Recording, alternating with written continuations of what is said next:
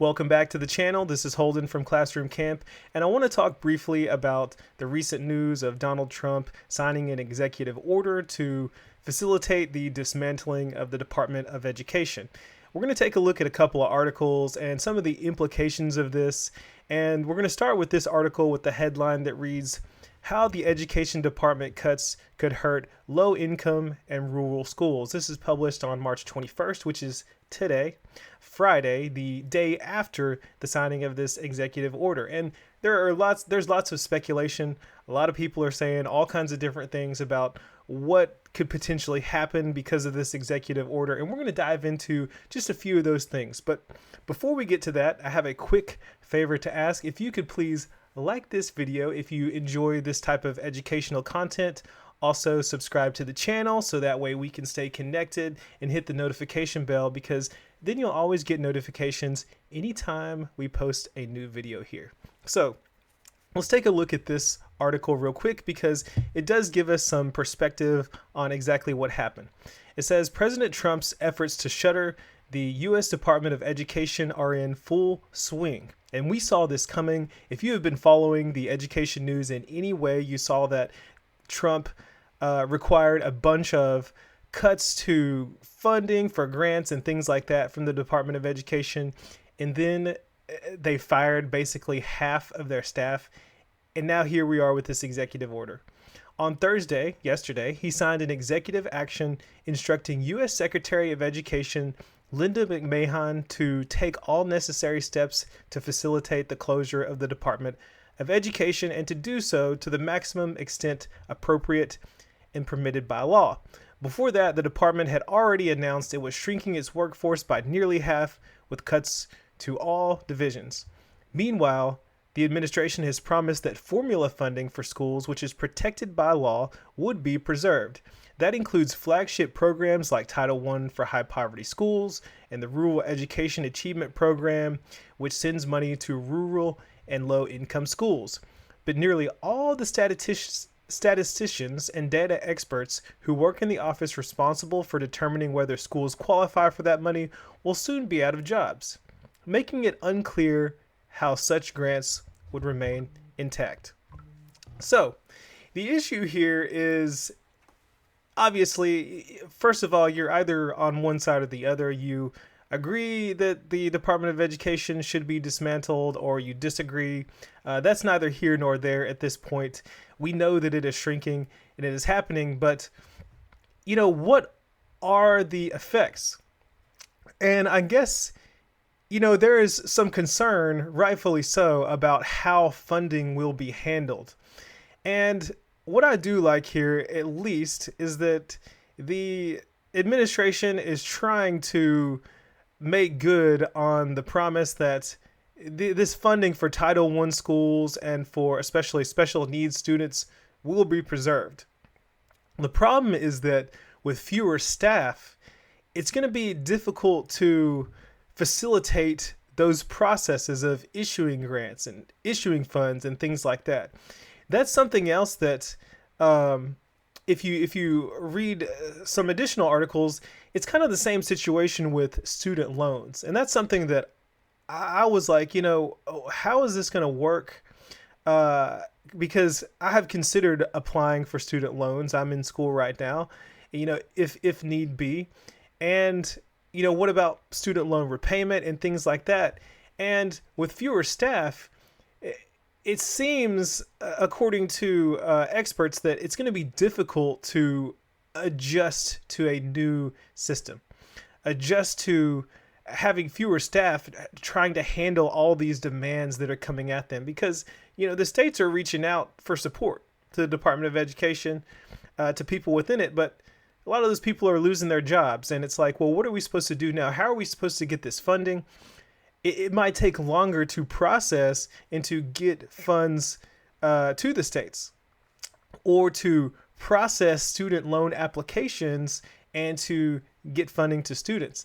And it is said that, concerning student loans, that there probably are going to be some stricter guidelines for who is eligible for that type of funding. I do think that in the past, it's been way too easy for people to obtain financial aid from the federal government, and it's going to be a little more difficult. I could see that happening. Now, some other things to look at here in the news.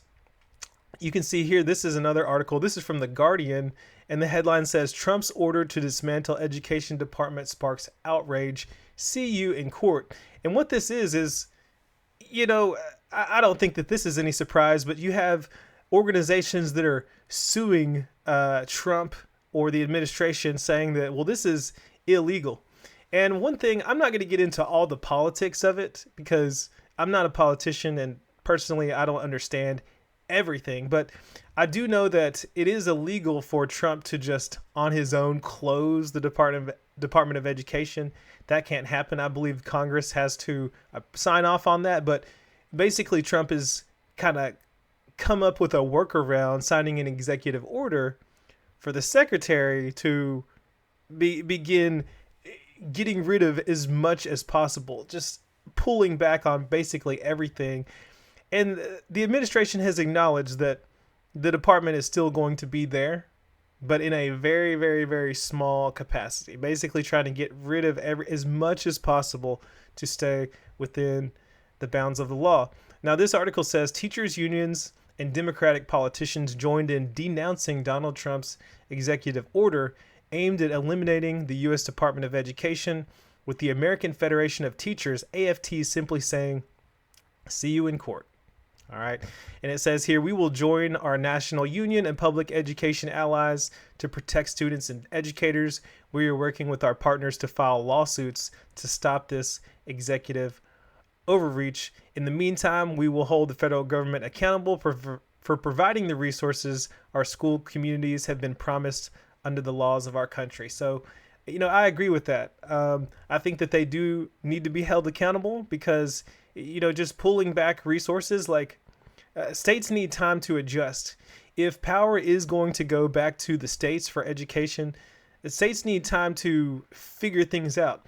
I mean, Trump has been in office for, 2 months, 2.5 months?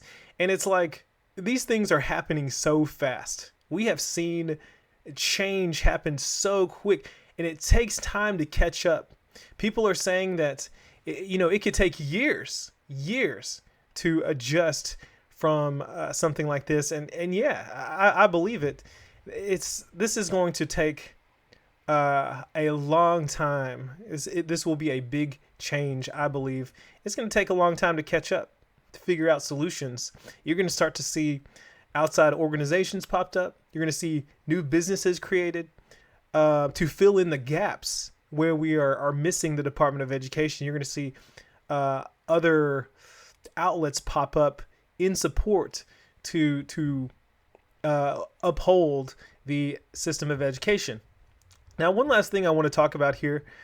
There was another article, and this was posted a while ago. It says, watch live, students rally against Trump moves to dismantle Department of Education. And there's supposed to be a live video here. Now, this has been up for quite some time now, but it says a group of student demonstrators are holding a sit-in at the Department of Education on Friday to protest President Trump's executive actions to shutter the department.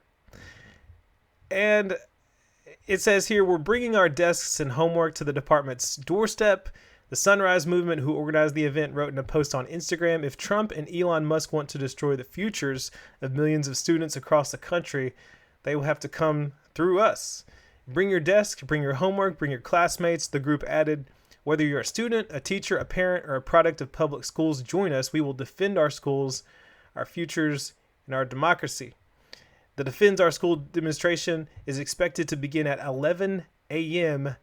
EDT, and they'll hold a press conference at 3:30 following the event. Now, if the event was taking place, I'm assuming that it would be here on this live feed, but nothing is being shown as of now, so there's no details on how that is transpiring. But I will be interested to see how this turns out and what happens at the press conference and what people have to say, because this is a developing story. This is all very new, and there is no telling what is going to happen. It is clear that, to me, that some states are going to really struggle. Some states are going to do okay. And some states are going to do really well with this and be extremely happy. I know in California, lots of layoffs have happened there. And I believe that it is related to the Department of Education and kind of what's going on there. My heart goes out to those people who are really in a dire situation due to this. However, it is what it is. It is what it is.